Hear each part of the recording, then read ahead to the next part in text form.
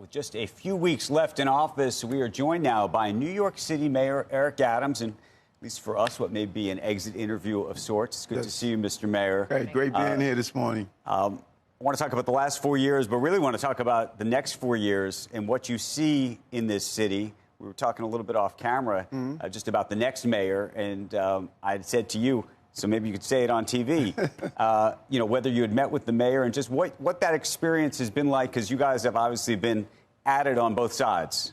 And it happens during campaign season. You'll have the back and forth action, but then the election is over. It's time to safeguard a place that we all love, and that's New York. And that's what we did. We had a great conversation. We're going to turn over a transition document with a lot of information. My team, we have already been meeting with his team, the mayor-elect, and to make sure that he can have the smoothest transition as possible, and that's my job. How many times have you met him? A couple times? You talked to him a lot? What's going on? We communicate several times the modern communication way now through text messages, number one. Number two, we had a great meeting at Gracie Mansion, and actually I met the mayor and his dad prior to him running for mayor. We had a great conversation then, and, New York I have a New York state of mind. That's it. Are you optimistic about the city? Cautiously. If he gets in office, and as many of us do, realize the complexity of running a city of this level, we'll navigate some turbulent storms, some that we see and some that you don't see. Right. But if he allows the agenda of the Democratic Socialists of America to be the platform of this city, we're going to be in for some real problems. Let me ask you a separate question. Because you took to Instagram and some social media and the like when he came out and said that he was going to stop the sweeps of some of these tented camps around the city. We then had Kathy Wild on the broadcast, and she tried to suggest that actually he wasn't going to do that. What do you think is going to happen there? Because it gets to the issue of security and, just life around the city. Well, and you're right. It's more than, first of all, it is a security issue. January, when I became mayor in 2022, I went and visited those camps. Stealth food, human waste, drug paraphernalia, schizophrenic behavior. And so we need to understand that not only is it a humanitarian issue, but also as a business. You don't want to walk out your business and seeing someone sleeping in a tent. We look at what's happening in other cities, and it was a humane thing to do to get people indoors. So what do you think he's going to do? And have you talked to him about that or his team about that? When we sat down and spoke, I told him how important it is to make sure that we keep the encampments and homelessness under control. That's one of the top things you hear from New York. And so what was your takeaway from that conversation, given what he said publicly about this? Well, I think that he has a team of people he's working with. As I stated, many people don't know of the Democratic Socialists of America. They should read their agenda. They don't believe there should be any prisons in our city. They don't believe that you should do encampment enforcement. What they believe in decriminalizing prostitution after all that we've done. If he follows that agenda, we're going to be having some real quality of life issues in our city. In recent weeks, you've signed a number of executive orders in a seeming effort to sort of stop Mayor-elect Mamdani from enacting parts of his agenda. Is that the right characterization of what has gone on, trying to bulwark the city against what he is trying to do? No, not at all. I'm protecting the legacy and protecting New Yorkers. And I was really surprised to see how many people talked about my executive orders. And I look back at some of the stories when Bloomberg left de Blasio, when de Blasio left for me, no one talked about the executive orders. I don't control my campaign finance board. Those are all de Blasio appointments. I don't control the CFCO conflict of interest board. Those are de Blasio appointees. And so this is what happens in government. The incoming mayor must deal with whatever was put in place by the previous mayors. So I'm just making sure New Yorkers are safe and the legacy is safe. Like on the RGB board. If you tell small property owners for the next 4 years, no matter what the economic outcomes are, you could never be able to increase their rent. Small property owners, 18 units housing, they're going to hurt in this city. I'm protecting New Yorkers in my legacy. Let me ask you a different question. We were talking at the top of the broadcast about what happened in Australia. Bondi Beach, and what's clear anti-Semitism, if not terrorism, and those murders. And there is a conversation in this city happening right now about Jews. I'm Jewish, by the way, and about anti-Semitism. and the conflation oftentimes of anti-Zionism, which is something that this mayor has talked about to some degree, and whether you think that people understand what is a very nuanced position in some cases about, folks who disagree with the policies and politics of Israel versus the folks who disagree with folks who are Jewish. Well said. And how you think about that today and what is about to happen in this city with this next mayor. That's a great question. And look at Sydney right now. Have you heard the Sydney government, have you heard them talk about anti-Semitism in this attack? Have you heard them since October 7th, 100,000 Jews in that country? Have you heard them stand firm? No, you haven't. And that's troubling. And if the leadership of a country or a city is not willing to point out when a particular group of people in their country or city are being harassed, harmed, threatened, standing in front of a synagogue, calling for globalized intifada, if we're not willing to stand up as the leader of the city and say this is wrong and it's not going to happen, that is what's troubling.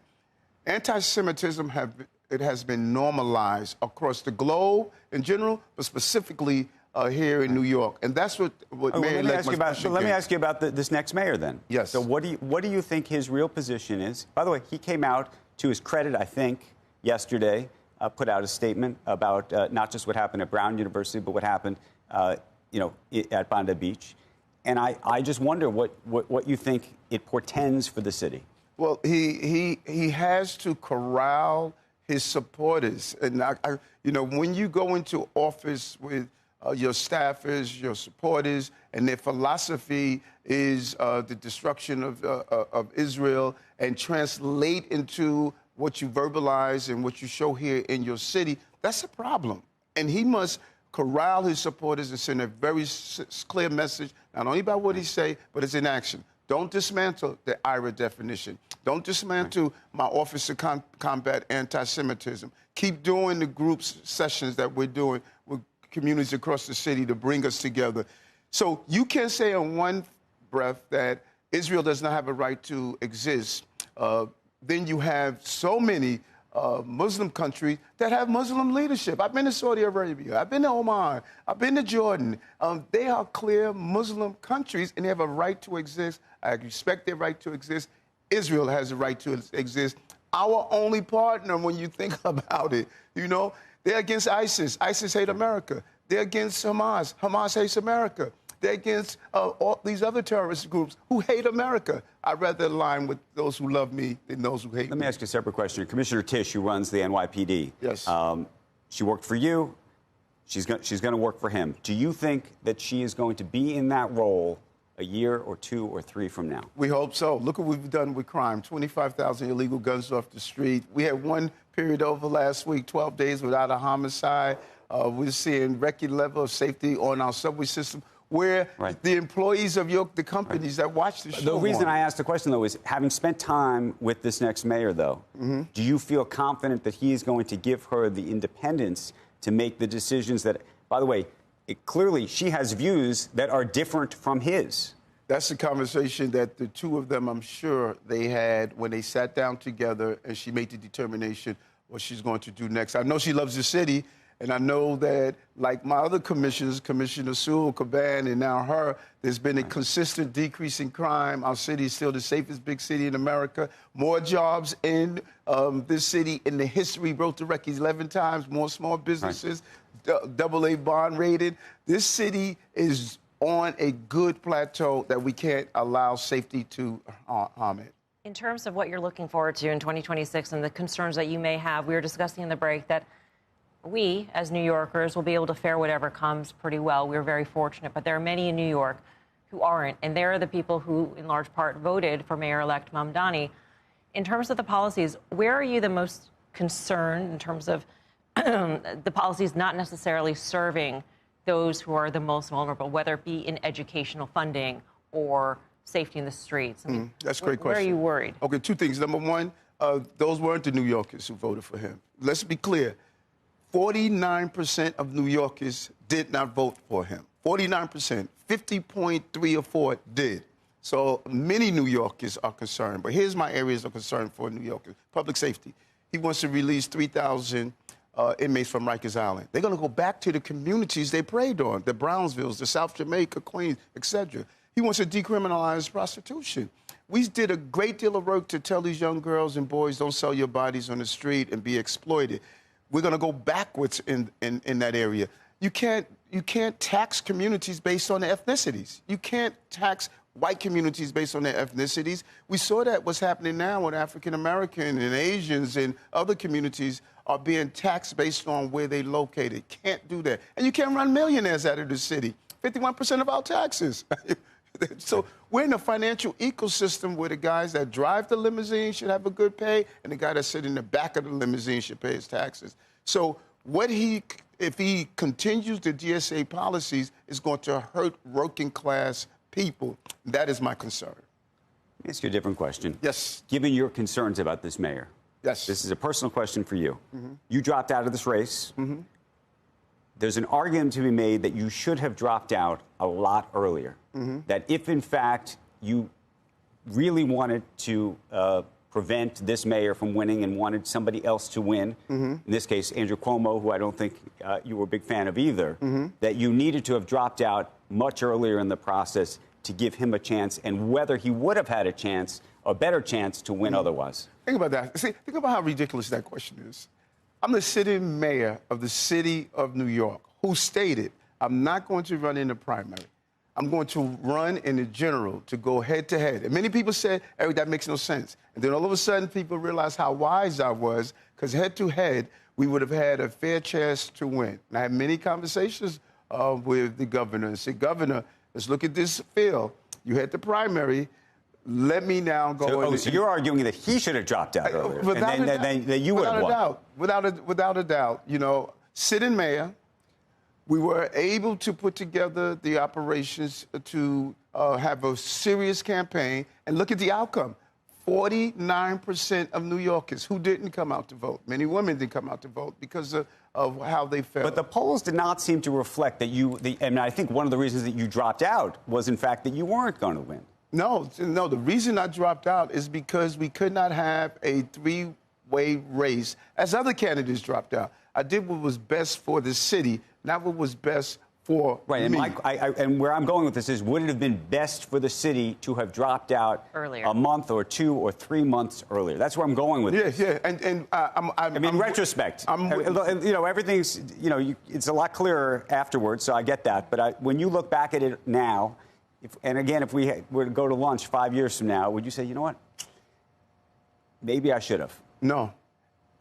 Maybe I should have done what I was sworn to do, to run for office, run for re-election as the sitting mayor. Remember what I'm saying here. Right. I was the sitting mayor, the second African-American mayor in the history of this city. I'm the sitting mayor. If I would have said after the primary that I'm going to abandon right away, that would have been the same foolish thing to do when people were calling me to step down while I was navigating the city in the right path. I made the right decision then. I recovered our economy. I brought down crime. I built more housing than any man in the history of the city. I improved our education.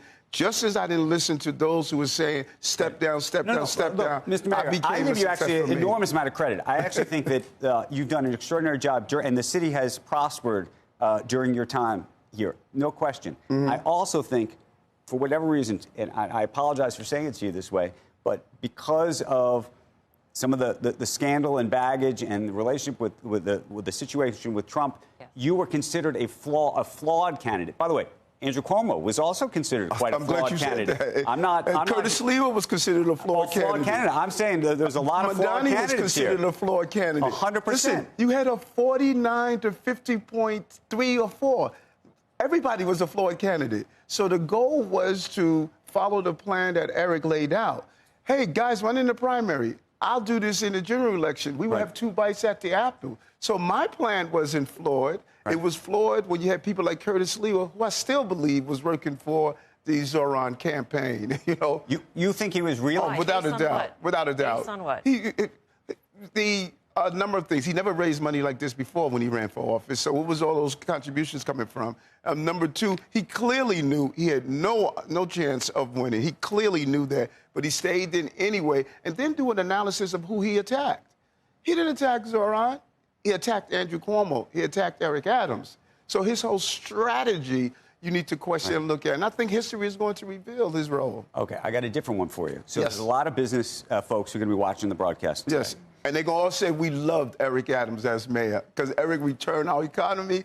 They may very well. They may very well, Mr. Mayor. My question to you is, I think there's a debate going on in the business community, among the larger businesses, about whether they should try to embrace this mayor and try to get in the tent with him, or they should be adversarial, if you will, publicly and privately. And I'm curious, as somebody who's been on the other side of this, what you think the real answer is. No, they should love New York, and they should.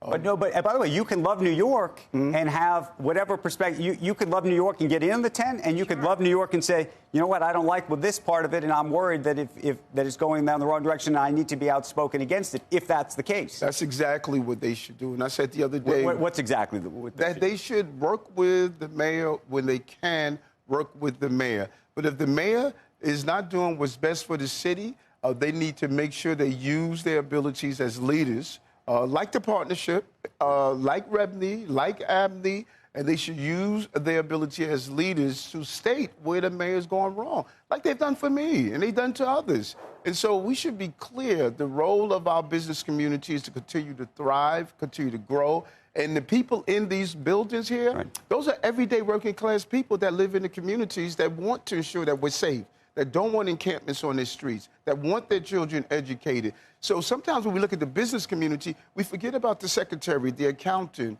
the AI professional. These are working class people. When they get on the subway system, they don't want to see homelessness. They want to be able to swipe their MetroCard and go to their location safe.